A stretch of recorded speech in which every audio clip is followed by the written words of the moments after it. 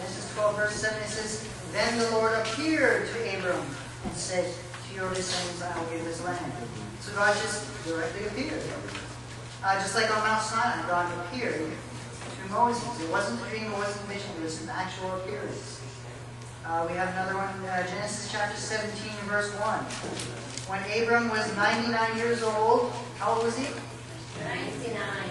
Doesn't matter how old you are, you can be used as a vessel. And God can speak to you. The Lord appeared to Abram and said, I am the Almighty God, walk before me and be blameless.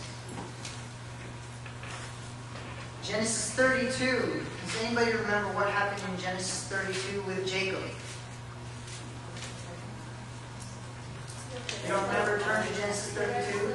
He actually wrestled with the angel of the Lord. It wasn't just an angel of the Lord, it was the angel of the Lord. This was Jesus.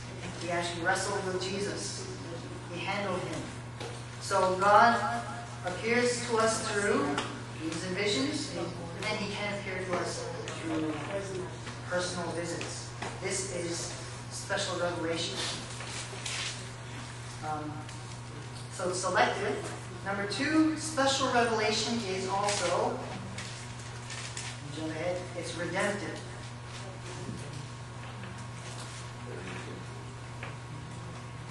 What this means is, I'll give you an example. A lot of people, they like to speculate like this. So is there going to be marriage in heaven? And are we going to have children when we get to heaven? Now, Jesus doesn't say a whole lot. I think there's only just one text that talks about it. He says in heaven there's going to be either marriage, I'll give you marriage, and so forth.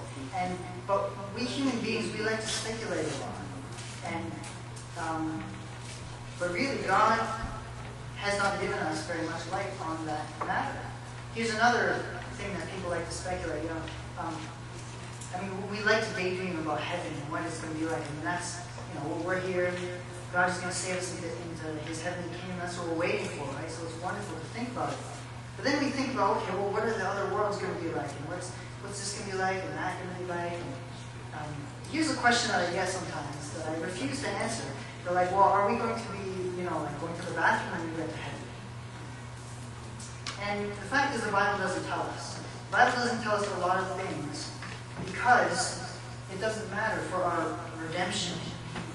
So the only reason God communicates directly is because there is a redemptive purpose to that communication. If it's not necessary for our salvation, then He will not reveal it. And He has not revealed it.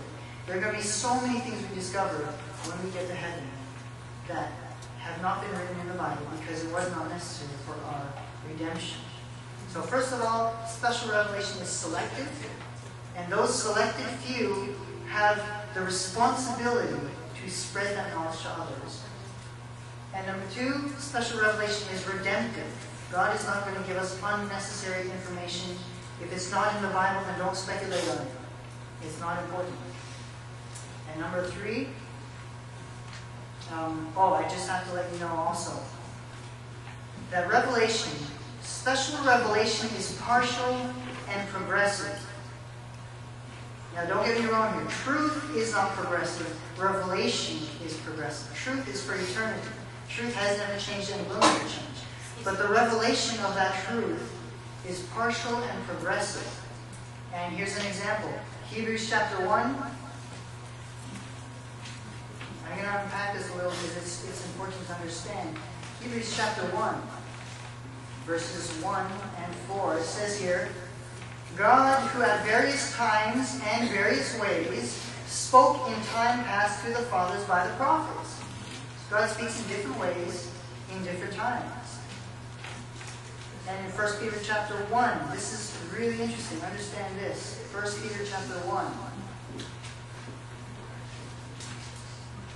verses 10 and 11. It says here, of this salvation, the salvation that we know, the prophets have inquired and searched carefully. Now, why is it that they inquired and searched carefully? The reason for that is because they were not given entire revelation.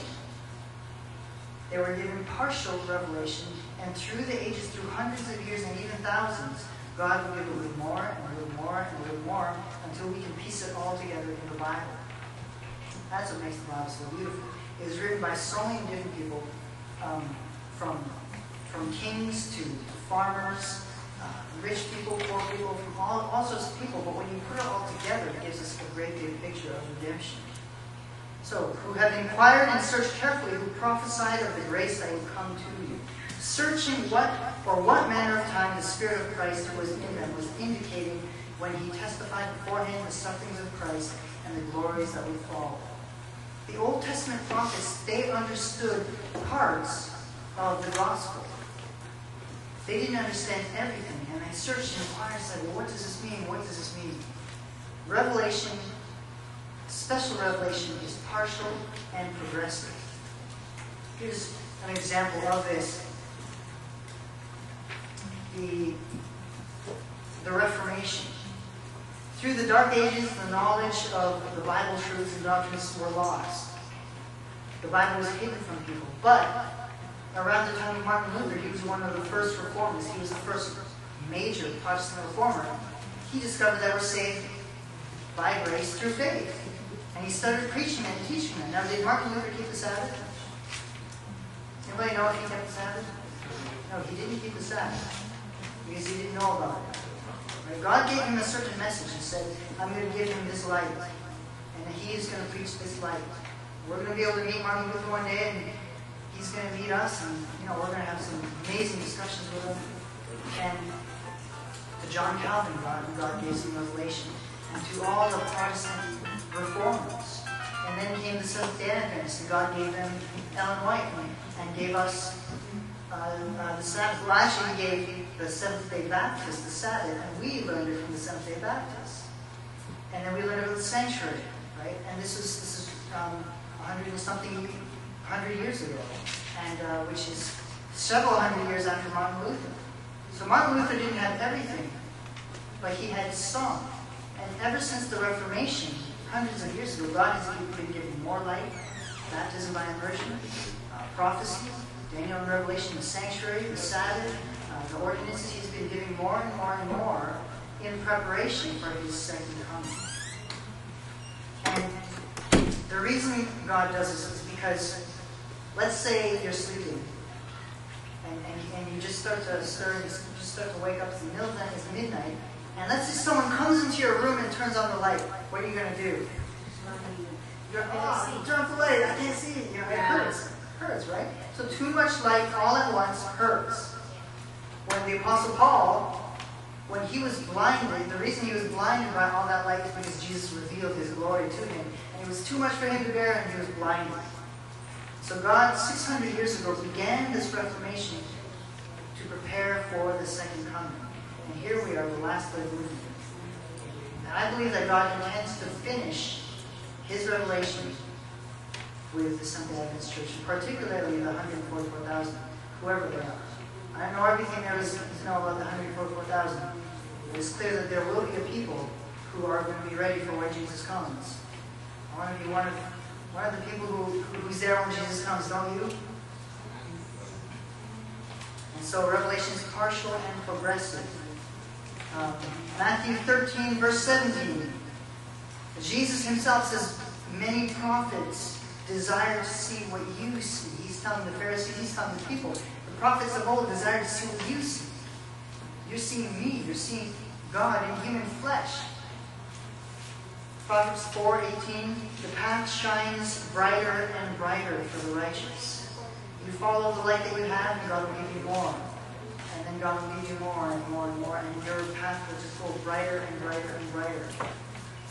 John chapter 16, verse 12 and 13, the Spirit will guide you into all truth. And it's not going to happen overnight. You're not going to wake up tomorrow morning and be like, I know everything. No, God intends for the Spirit to guide you day by day. 1 Corinthians 13, 9 to 12. You know in part as a child, but as a child grows up, the child is expected to know more. And we also are expected to know more and more. Number 3. The special revelation is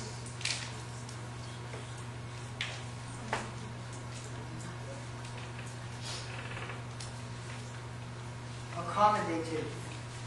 And what this means is Isaiah 55:11 says that as the heavens are higher than the earth, so are my ways higher than your ways, and my thoughts than your thoughts. When God is so huge, we cannot comprehend.